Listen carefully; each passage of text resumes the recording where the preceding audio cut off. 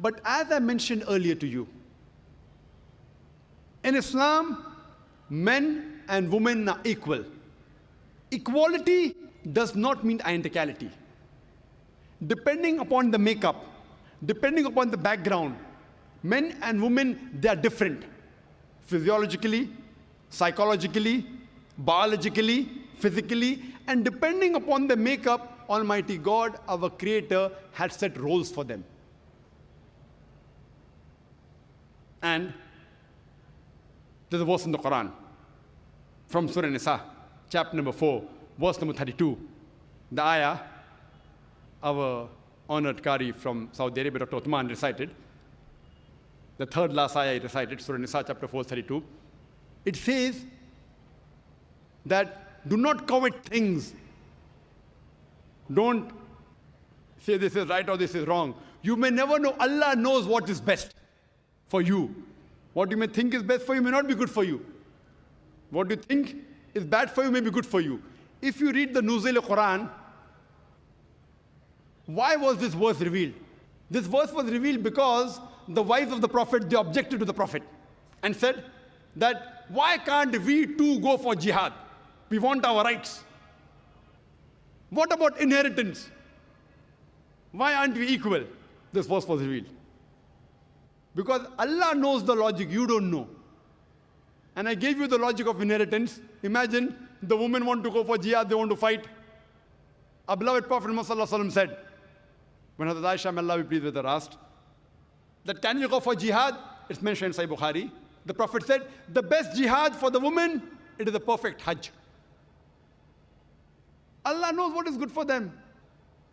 And those people who object to Islam and the Quran, they too know, but they don't want to admit. This Western world, this Western media, which are pointing fingers to Islam, I'm asking this media, the Western world, they too, if they say that Islam subjugates the woman, they are bigger subjugators. I ask a simple question.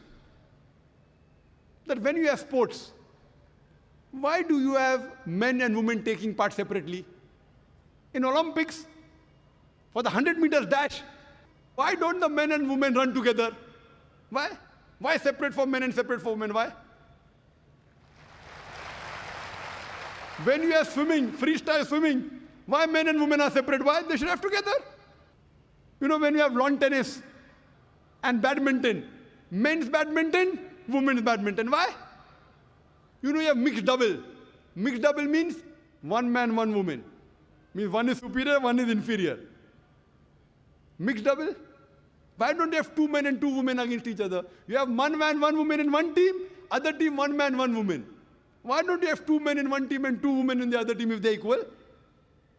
Because the Western world knows that physically men and women are different. Why don't you go and tell the judges of Olympics, why are you subjugating the women? Why don't you let the women and men run together?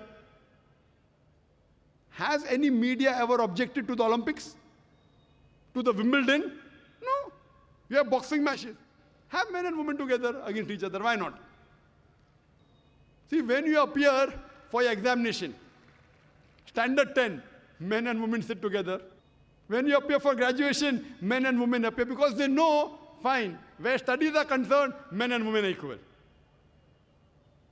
But where physical thing is concerned, they're different. You know, you have beauty contest. In beauty contest, you have female separate and male separate. Do you have together? Do you have any beauty contest we have seen the men and women taking part together? Have you seen any? Why? Because the beauty of a woman differs than the beauty of a man. So even the Western world knows that, but they don't want to admit it. So many a time, the competition, they are identical. Sometimes they aren't identical. So depending upon what field are they competing in, we decide. Oh, here, men, women are separate. Here, men, women are same. But who is better than our Creator? Who knows the human being better than our Creator? Allah subhanahu wa ta'ala. And He has mentioned in the Quran, His last and final revelation, where the women and men are identical, where they are different. Overall, men and women are equal, but they are not identical. And I would like to end my talk by giving a simple example to you. Suppose in a class, two students, A and B, both get 80 out of 100 in the examination and both come out first. When you examine the answer sheet, the 10 questions, each carrying 10 marks. When you examine the answer sheet, you come to know that student A got 9 out of 10 in answer number 1. Student B gets 7 out of 10 in answer number 1. So in answer number 1, student A has a degree of advantage over student B. In answer number 2, B gets 9 out of 10 and student A gets 7 out of 10. So in answer number 2, student B has a degree of advantage over A. In all the remaining 8 answers, from question number 3 to question number 10, both student A and B, they get 8 out of 10. Both are equal. If you total, the aggregate is 80 out of 100, both are equal. But in answer number 1, student A has a degree of advantage. Answer number 2, student B has a degree of advantage. All the other answers, both are equal. So similarly in Islam, Allah subhanahu wa ta'ala knows where women are equal, they have equal role. Where they're identical. Wherever they're identical, they have identical role. In some aspects, the men have a degree of advantage. In some aspects, the women have a degree of advantage. For example, where it comes for love and compassion towards parents, as I mentioned the hadith of Bukhari, volume number 8, book of Adab, book of Manners, chapter number 2, hadith number 5971, where a man comes and asks the Prophet, who deserves the maximum love and compassion? The Prophet said, your mother, your mother, your mother, and then the father. So here, the mother gets 3 times more love and compassion from the children as compared to the father. So here, the mother has a degree of advantage. But for example, if a robber enters my house, if a thief enters my house, I'll not tell my wife and my daughter, go and fight, I believe in women's rights.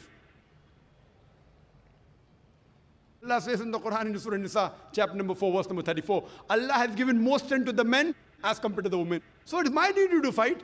1 degree additional responsibility in supporting her.